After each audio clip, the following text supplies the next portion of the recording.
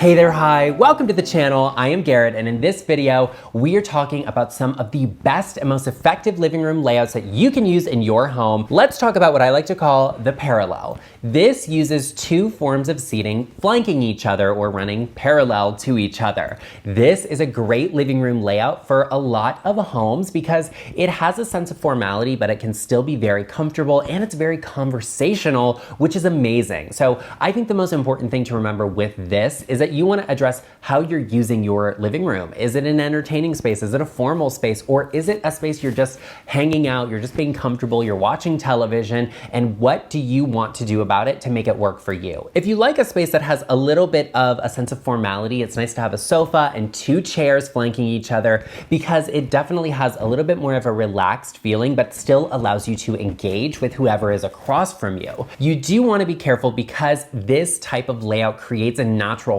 focal point, which typically would be something like a fireplace or a bookcase or some object. And if you put a television there, not only will it be slightly difficult to actually watch that television from the sofa, it will become the natural focal point of the space, which you may not want. So I would definitely recommend looking for a wall, maybe a corner that's hidden from the entry of that space to put your television. That way you still get the actual usage of having a TV in the space without having it be the main focal point in the space. The next living room layout I want to share with you is actually what I like to call the apartment parallel. And the reason I say this is because it's really efficient to use this in an apartment or a smaller space. Because let's be real, we often see apartments that have very long but narrow living rooms that don't necessarily lend themselves to having two sofas or seating areas directly across from each other because there's not a really great place to put a television. So in this style, this apartment parallel, I would take a sofa against a wall and then flank that, and the other parallel would be a media center or a console table, somewhere for you to put your television so you can enjoy the space. And that becomes your second parallel. So we have two things that are running parallel to each other, but we want to break it up and bring a sense of relaxation, a sense of informality to the space. So I would say look for either a sofa with a chaise sectional or bring in an accent chair, or do both. That's absolutely fine. And once again, like I said, if you have a sofa in one material and a chair in another, it's nice to make a reference point back to each other. So get a throw blanket or a pillow, put it on that chair as your accent so that you create a cohesivity, a connection between those. This is also a really wonderful layout because you don't need to get a ton of furniture pieces. You're only looking at a sofa, a sectional, and maybe an accent chair, which works really beautifully. And if this is in a more condensed space, that also means you need a smaller rug, which I think is fantastic. But something I always recommend when it comes to a sectional is to have a round coffee table or something that does not have square edges, because the access or where that corner of the sectional is can be a little bit of a tight place to get through. Which actually reminds me of the next layout you absolutely have to consider for your home if you have a large amount of space, which is a sectional. And I would call this like a sectional square. Essentially, this means you have a sectional that is even on both sides or somewhat even.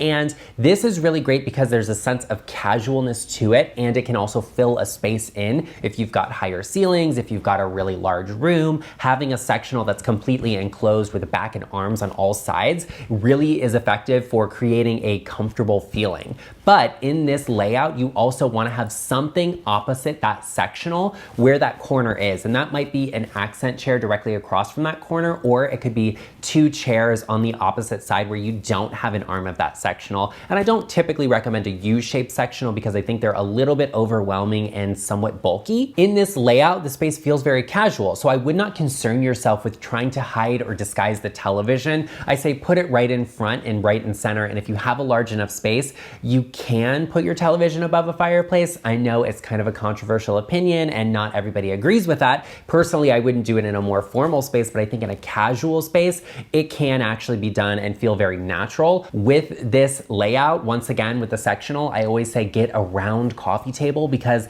you have that sharp corner that's a little bit tight there. And if you're in a situation where you have kids and family there, the kids will run into that and take their eye out. And I will actually link for you children's eye patches because it is a little bit of a hazard than they may need them.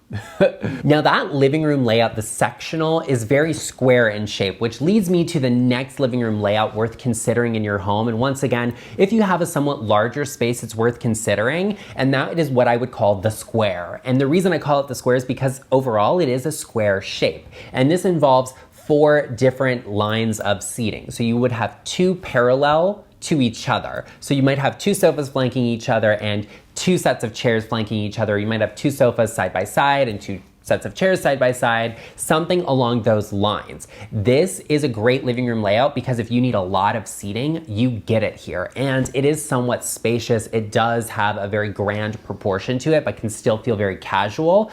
But it does take a lot of space to make this work. You have a sofa that's typically like 8 feet long, and then you wanna have those chairs be spaced out in that same way because they're flanking another sofa. It takes a lot of space, so it takes a very large room to achieve this look. The other thing worth considering is that it can be quite an expensive layout to create because you need a lot of furniture for this and a very large rug to make everything tied together, a lot of accents, accessories, but that naturally comes with having a larger space. One of the biggest difficulties with this layout, however, is finding a coffee table that is the appropriate size.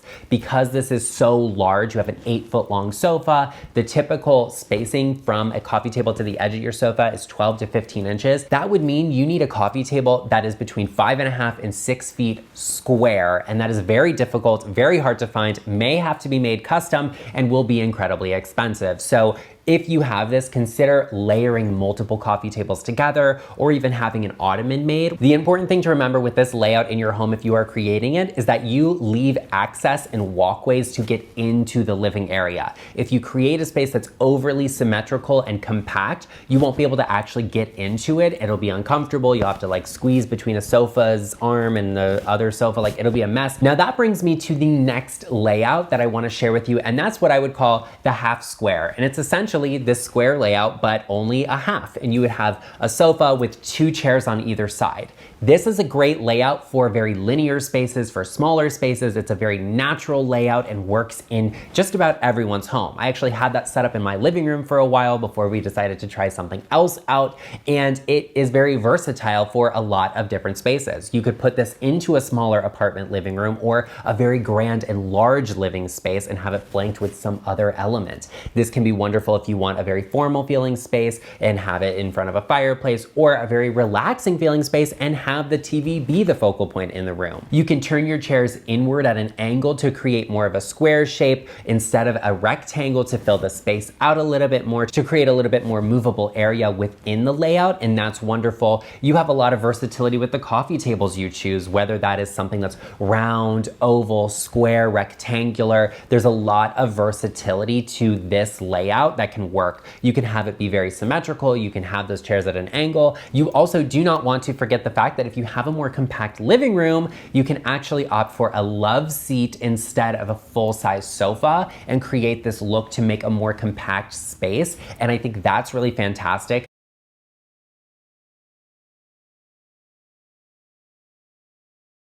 Hey there, hi, welcome to the channel. I am Garrett, and in today's video, we are discussing awkward bedrooms and how to lay them out. Now, if you have an awkward space in your home, be sure you share that with me because maybe I'm looking for some ideas on what's the next space we are going to address. But the first space, this one right here, is an awkward bedroom. And the reason I think this bedroom is awkward, not only is it because of the design issues we have here, but the actual shape and layout of the bedroom. You can see that we have 2 windows on one wall and we have a door on the other. This is actually a closet door, so we also have an entry door into this space. Now, the overall design of the bedroom, you know, there's furniture here. Some of the spaces I usually show don't have any, but here, I don't know whether this is a kid's bedroom or a guest bedroom. It has this kind of like aquatic thing happening with like the coral drapes and the artwork behind the bed. It has some like dorm room furniture in it. So there's a mix of things happening here. We're just gonna pretend like there's no furniture in this room. So let me share with you the flow chart of this room. Here you can see, this is a basic room, it's a bedroom. There's not a lot of traffic happening here. So we have an entrance point somewhere behind where the camera is and this closet. They connect there. So we have plenty of extra space in this room to put furniture. I just don't think in this image, it's really being shown off the best. I think it's actually kind of like feels like it's staged for sale. You know, it's like, oh, you have to see the foot of the bed from the doorway when you enter, so it makes it look bigger. Like, it's making it look bigger, but it's also not taking the most advantage and not making it look as designed or as elegant as it could be, or, you know, just as nice as it could be, because this is actually a very nice house and a very nice room, and some of the furniture choices in here are actually pretty good. I like this round mirror, and the color of the bed frame works really well. I would lose the kind of like storage organizational college dorm type nightstand things that are happening. What I would do in this bedroom is probably maybe not everybody's go-to or the thing you would immediately think of, but I would put the bed against the windows. That's where I think this needs to be. We can keep the mirror above it, and we've got a good foundation there. It almost is building this like block effect, like this is where the bed goes because we have it flanked with these windows, and we've got the round mirror above it. It really fills in the overhead space with this bed that has a relatively low headboard. I think this would be a more attractive, more comfortable space to be in and enjoy. We would get some actual end tables that make sense with this bedroom. I personally like to see nightstands that are about the same height as the mattress. I think that's the most comfortable place for them. They could be slightly higher, but not as high as these like organizational tower things are that are actually the same height as the headboard in this bedroom now. So I would change those up and move this piece of furniture with drawers. Like I said, it looks like a changing table, but like this is clearly not a child's room. There's no baby here. I would move that against the wall underneath this kind of artwork situation that's happening, because I think that's the most natural place for it.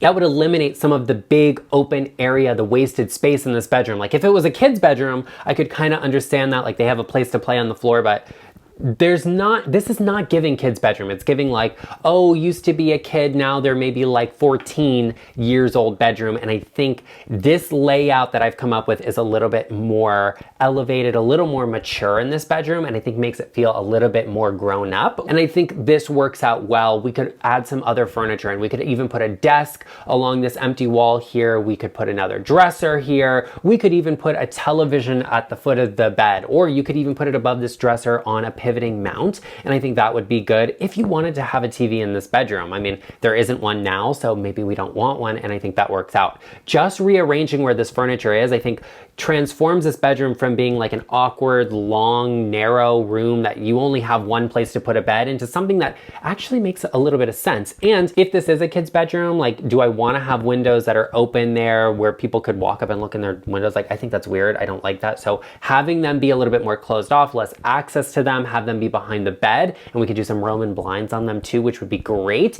to kind of clean up the floor space there, would be wonderful. And then maybe we repaint this room, because I don't think this really soft blue is complementing this space that well, but it could be enhanced, and I think it has amazing potential. Every awkward space in a home has great potential, whether it's a difficult layout, whether it's a living room, a bedroom, a dining room, whatever. You know that I have all of the answers, and I'm at your service. And if you need a little bit of help in your home, you can always book a one-on-one consultation with me. And actually, up until May 27th at 11:59 p.m., I am currently offering $50 off of a 30-minute consultation, or $50 off of a 60-minute consultation. So I would advise you to book now and save. You also don't have to book a consultation during the sale period. You can book it for some date in the future, which is phenomenal. So be sure you head down to the link in the description box down below and take advantage of this savings while you still can. Okay, next bedroom. I had to include this in here because I love it. It's like a very French Parisian apartment,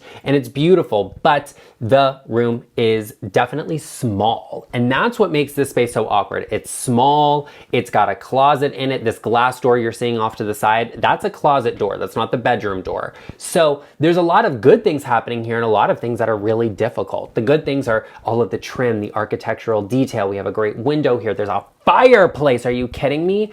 The difficult part about it is where the bed is, because it's like such an interesting layout, this bedroom, and it makes it really difficult. So right now the bed is kind of like almost in the middle of the room. And it looks like an air mattress to me. This is probably somebody that just moved into their home, not a bed frame here. And that's okay. Like, let's just address that really quick. I'm not the person that is like judgy or like, oh, you don't have a bed frame. Like, you're just moving into a home. Okay. Like, you have a roof over your head. It's something to be applauded, whether or not you have, you know, all of the furniture. Take your time and get what you need, get it sorted and get the correct things the first time. And then you won't regret having bought something cheap that you really didn't want later on. So the bedroom is really difficult because of how small it is and because we have a window that opens inward and we have a fireplace here and we have a closet. Now the reason the bed is in this position is because there has to be space to get around the bed to both sides of it, and we have to have it to the side, otherwise the closet is like touching it, blocking it off, and you can't get into the bed or into that side of the bed. And then we have a fireplace that it's like right off of, like, imagine if you actually lit a fire here, like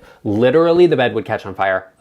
No. So let's have a look at this flow chart I have created here. You can see the bedroom is small. We have a fireplace. We have a small closet. There's a doorway. Once again, bedroom doesn't have a lot of flow in and out of it. So now that we know the positioning of everything, what I would do for the layout is I would take advantage of this space we have between the closet and the wall here. That's where everything would go. End tables, bed there. It would be off-centered from the fireplace, but it would actually be a little further away from the fireplace, and doing this layout would actually allow us to have maybe like a chair in the corner there, which I think would be wonderful. And we would have two end tables here and the bed. Now, maybe the scale of this is a little off and you could adjust it. Like the blow up mattress here looks like it would be a double bed or like a full size bed here in the US. So, you know, maybe you're not fitting a king size bed in here and that's okay. And you may have to accommodate with smaller nightstands to fit all of that into that space. Maybe you even have something custom made or built, or just use a shelf on that side of the bed to keep it a little more open. But walking in and seeing the foot of the bed is not making this room feel any bigger, because it's a very small room, which is okay. Not every room has to be massive and huge and grand, but we've got so many great grand features in this room that we might as well have something that feels a little bit better and a little bit more well thought out than it is right now. There's some good bedding here. It actually looks like a really high grade of cotton, and I'm loving that. But maybe the next time we take a photo of this space, we can make the bed and close the closet doors. But I think this layout is more functional and would serve this space better. Like I said, if we actually rotated the bed, we'd have a little bit more room and could fit a chair, which is wonderful in a bedroom. So I think it makes sense. I think this works so much better because this space is really awkward because it's so small. And sometimes you just have to figure out, like, where does something fit here? If you wanted to keep the bed here in place where it is, okay, you could do that, but it's still gonna be off-centered. It's gonna be right next to the fireplace, which means, you know, like if you did light at this fire, like, girl, you're gonna light the bed on fire too. Maybe that's your fantasy. I don't know. I don't like that. It's dangerous. And you can always put the bed with its back to these windows. But in an apartment like this, which is older, it's historic, probably doesn't have any sort of air conditioning. And that's absolutely fine. But now we don't have air conditioning and we can't open the windows either. So it's just like stale, stagnant air. It's gonna be hot in the summer and cold in the winter. Like, not the most ideal layout. Rotating that, even if it's a little awkward, will definitely enhance this space. Big or small, it doesn't matter. I mean, you know, this bedroom, it looks great, but it's a small space and we can make it be really beautiful, just like I can make any space in any home be beautiful, which is why if you haven't already, you should definitely join us, hit the subscribe button, become a part of the LeChic family. I personally would greatly appreciate it, as would all of the other LeChic family members. We would also love it if you gave this video a like. This next bedroom is very, very awkward, but it's also really big, and that's a part of the problem it has. So it's a very large room, it has vaulted ceilings, but what I'm seeing here is that it has vaulted ceilings, it has this kind of niche recessed area here with this great window with a beautiful view, but then we have a secondary vaulted ceiling that, you know, here's another view, you can see it's like staggered, the ceiling shape is odd, and we have a closet system built in, and there's an office in this space, and all of these are built in. So closet, office, leave them where they are. We're not gonna mess with that or anything.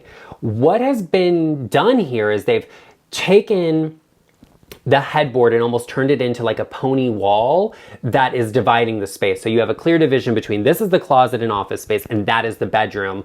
I just don't think we're taking the most advantage of this space having the furniture laid out like this. So have a look at the flow chart here. You can see we have an access point and we have to have access to the closet. There's plenty of space. It's a big bedroom with plenty of space to put the furniture. What I would do is swap where this kind of, I don't want to call this a dresser because it doesn't look like a dresser to me. It looks like a media center. Honestly, I'd probably get rid of that, but we're swapping the placement of that and the bed. So the bed is going against the wall that is a little taller, that doesn't have the head space reduced because of the vault in the ceiling, and adding end tables either side of that. That big open area in front of the window, like it's great, but it kind of looks like I don't know, is it like a dance studio or something? There's nothing there. Let's put some chairs and let's put a table. You don't have to put chairs there. You could actually put like a curved sofa with a low back there. It could be a really interesting seating area, but we also have the desk off of that. So something to think about. And I also want to point out a creative idea here. This is clearly a luxury home, and I think that's phenomenal. It looks good. It's beautiful. I like the flooring material. The furniture, not maybe my preference, but it's clearly a luxury home with all of the vaults in the ceiling. Everything looks great. I would do, instead of this kind of pony wall situation where it's a piece of furniture, it has something going on like this media console, I would have done this in like actual drywall and maybe had some luxury feature built into it, like a television that, you know, goes into the wall and hides away, and so it's super clean and sleek, and you know, the bed is there, we have a great view of it, you can see out of the window from the bed. Like, I think that would be more elevated than what's happening here, because as of right now it's like a bed, a column, we have cabinetry in front of us with a desk in the corner there. And I just don't think this is the most effective use of space. So have a look at this floor plan I created without any of the flow chart here. This big gray kind of line there, this is what I'm talking about. You could do a built-in dresser here. You could do some sort of custom cabinetry. You could do that TV that slides behind the wall and would be great. Or you could even do some sort of partition there that would completely block off that closet space from the rest of the area. You can see in this view of the bedroom, the office space is open to this kind of big seating area space. And, you know, even if we block that wall, even if you built that wall up completely, you would still have some sort of light happening there. It might feel a little bit closed in, so doing a half wall there could be interesting. I think if you're having an open closet like this in a bedroom, it just makes more sense for it to be more built in than it is now. Like, we just have a headboard in the middle of the space, which, you know, is obviously serving function, and that's good, but it's not serving enough for not really a real reason. If we swap where the bed is and where this kind of console unit is, we have something built in there, you actually would not lose any space. You might gain more space than you're losing by doing that. We could do a thinner headboard. We'd gain probably like 6 inches right there by losing this console and having it built in.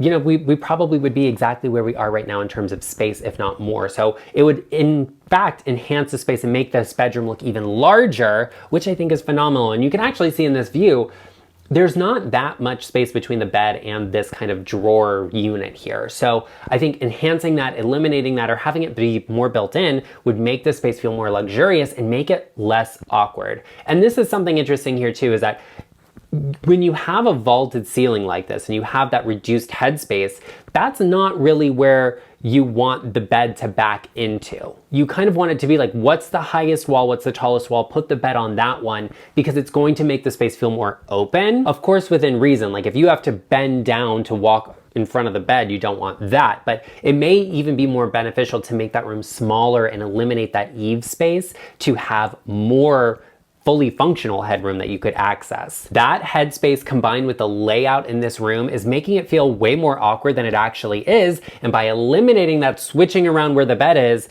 we could really, really enhance this bedroom in a meaningful way and actually add more to it. And I think that would be interesting as well.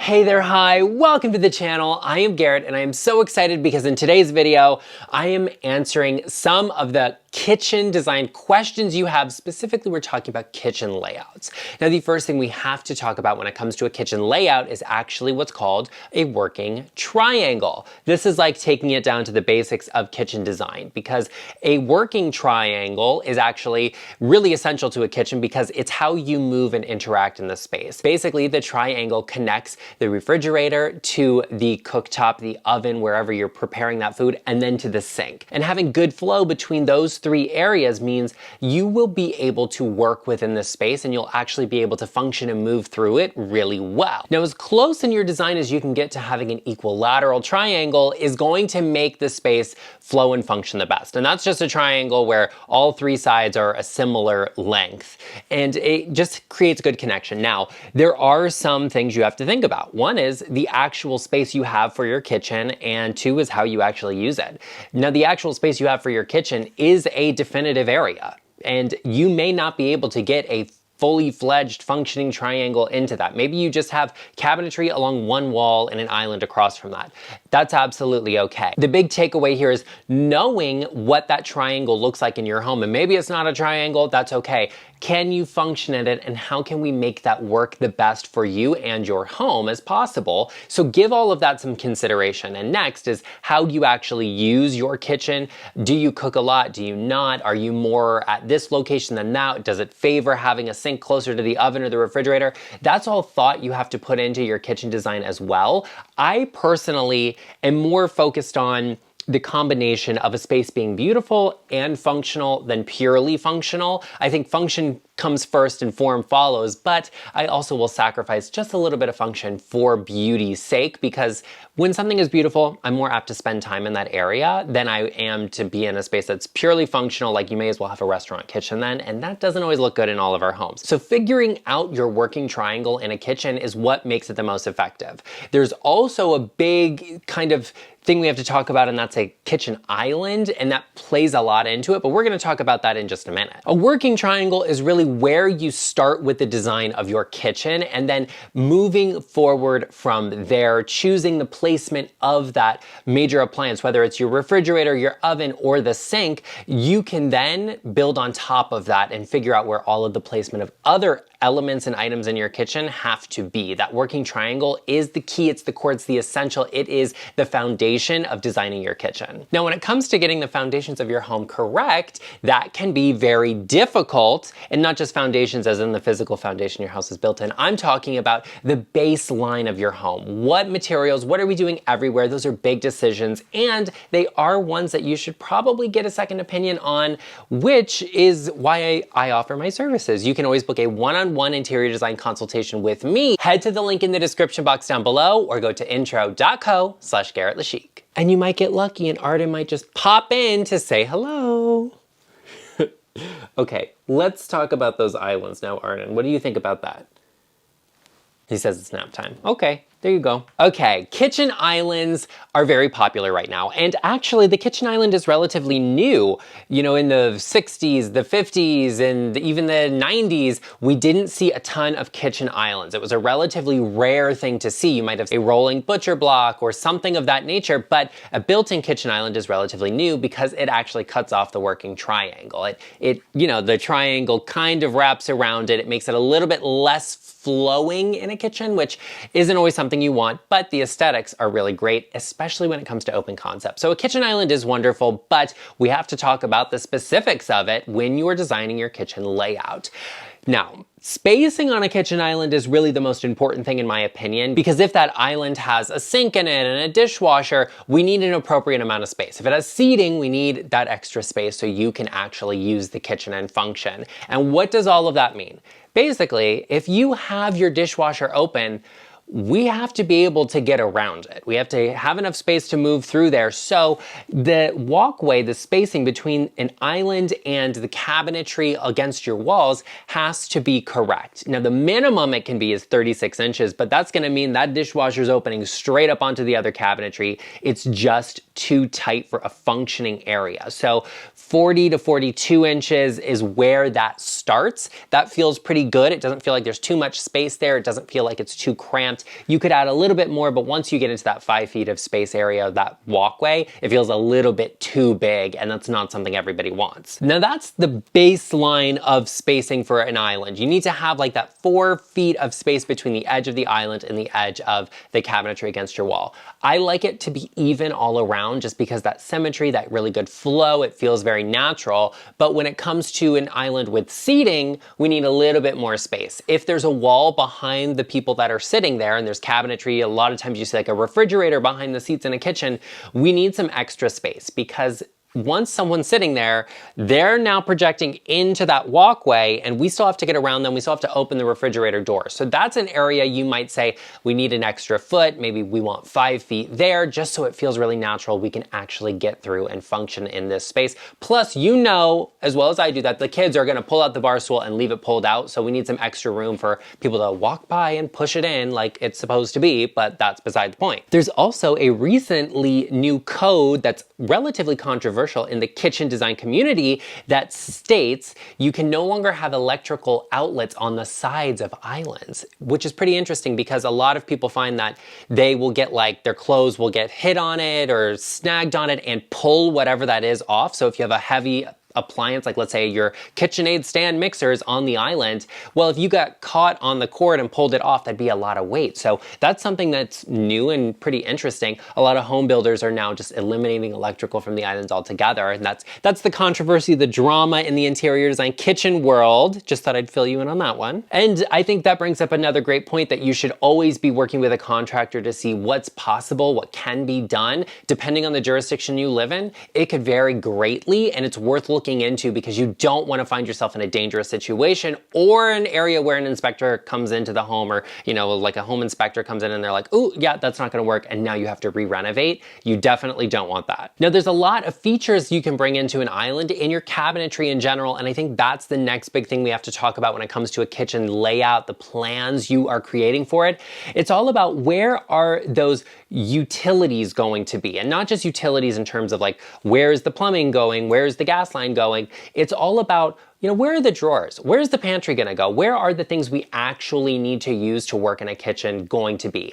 And I think this is really interesting because depending on, you know, how much cabinetry you're putting in and how custom you wanna go, what your budget is, this can vary greatly. When it comes to a layout of a kitchen and, you know, doorways, entry points, flows, pathways, points of egress in a kitchen, I always like my cabinetry to end into a wall. So I'm gonna place those doors in a position where I get that clean look and feel, because when you have a doorway in a corner, for example, you lose a lot of cabinetry space there where you could have a lot more countertop, a lot more cabinetry, and a lot more function than if you did if that doorway was pulled 2 feet off of a wall. And the reason I bring that up is because, like I said, I don't like to see the edges or the sides of a base cabinet. I always like for them to be polished and butted up against walls. I like for them to end at a natural point, and I think that's something you really should be on the lookout for in a kitchen.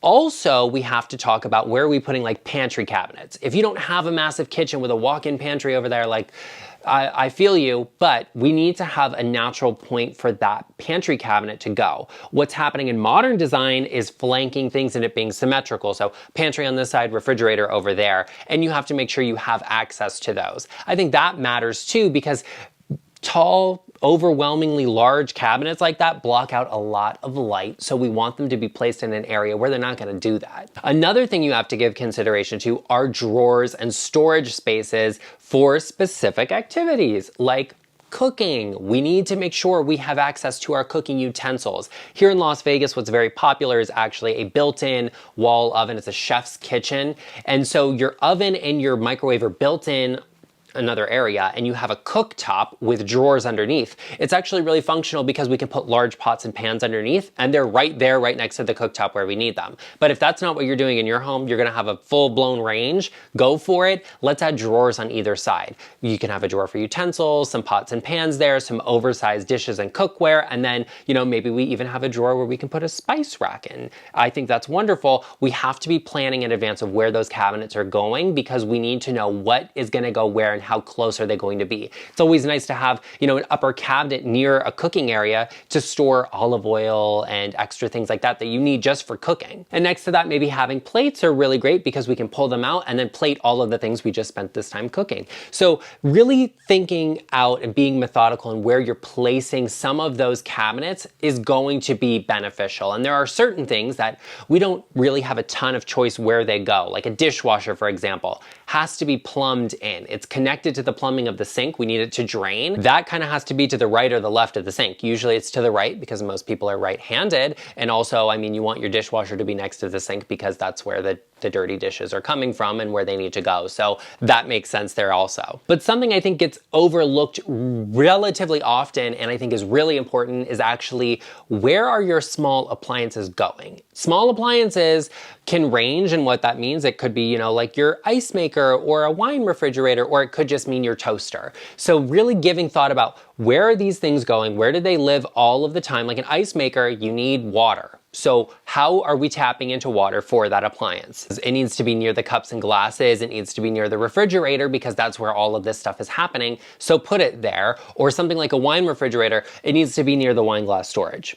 Okay, that's just what it is. So those things have definitive places they need to be because you have to have access points for them. But then something like your toaster, we need to make sure you have enough electrical outlets for that. And I also recommend if you're doing a full-blown kitchen renovation, we need to have outlets that are hidden somewhere. Have them be underneath the cabinet, have, a electrical strip put in there. Great, because we don't have to disturb the beautiful backsplash with electrical outlets. And also something, like I said, with the islands, them no longer being allowed to have outlets on the sides of them. Well, we can put an outlet underneath the island itself. All of these things make a difference. So really getting down to the nitty-gritty when you're doing your layout, saying, okay, here's the oven, here's the sink, here's the refrigerator. Great. Where is everything else going? How am I going to be there? Imagine yourself standing in that space and you're cooking and you're saying, okay, I need to grab a wooden spatula. Where am I keeping that? Where's it going to go? I need to grab this pot, this pan, a cookie sheet. Where are those things? Imagine yourself doing those dishes and thinking, do I envision myself turning to the right or to the left to put them into the dishwasher?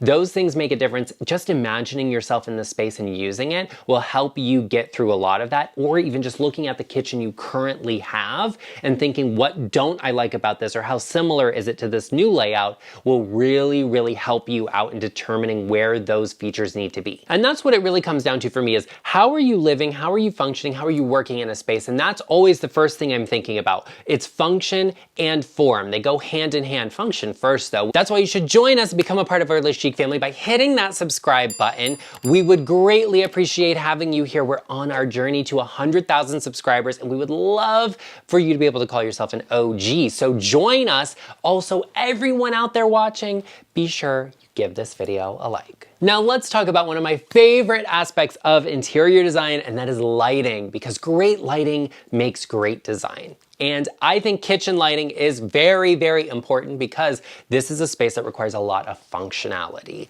And there's lighting areas, there's multiple points we can put them in. Now let's talk about the temperature of lighting, which always matters. In a lamp of some sort in your home, I would say do like 2700 in terms of the temperature. But in a kitchen, you can up that. You could go for 3000, you could go for 3500. I've seen people do as high as 4000. That still looks reasonable. I don't like cool tone or blue lighting. It doesn't look good, doesn't look inviting to me. It looks very clinical, very sterile. It will also wash out all of the colors in the space and make them look a little bit putrid, for lack of a better word. There's three main areas of lighting in your kitchen, built-in lighting. You can always add a lamp on your countertop and that's wonderful, but we have hanging lights of some sort, whether that's a pendant light or a flush mounted light. We have recessed lighting, and then we have task lighting. For hanging lights, those are things gonna be like, a pendant light over your island. And I personally like to see lighting in like two areas. If you have a sink outside of an island, let's put a light above it. It could be a hanging light, or you could do a sconce on the wall above a window on where a sink is. Gorgeous. I would love that in my home, but that's not what I have. I have a hanging light above my sink and it's beautiful. It fills in that space a little bit. Then we have lighting over an island.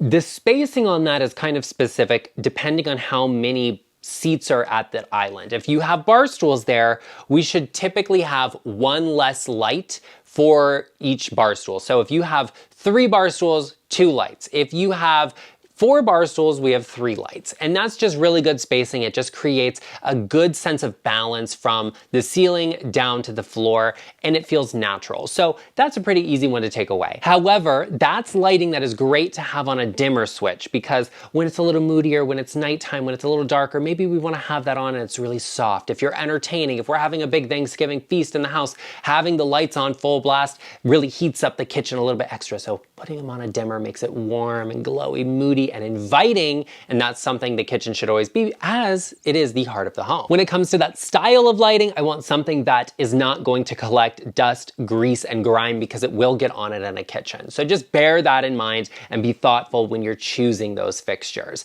When it comes to the recessed lighting, that's where you kind of have to be specific about it. I like recessed lighting to follow walkways and pathways in a kitchen. So when you're in a pathway, a walkway, you're standing at the cabinet, you have great lighting from overhead coming down. It almost serves as task lighting, and that's lighting that can be a little bit brighter. So let's say we do 3,000 or 3,500 in terms of the temperature on the light bulbs for pendant lights. Well, the overhead lighting we could go 4 with to really get some good brightness. We don't have to have it on all the time. It can go off and we can have just that warm, moody lighting, and that's beautiful. Next is going to be under cabinet lighting.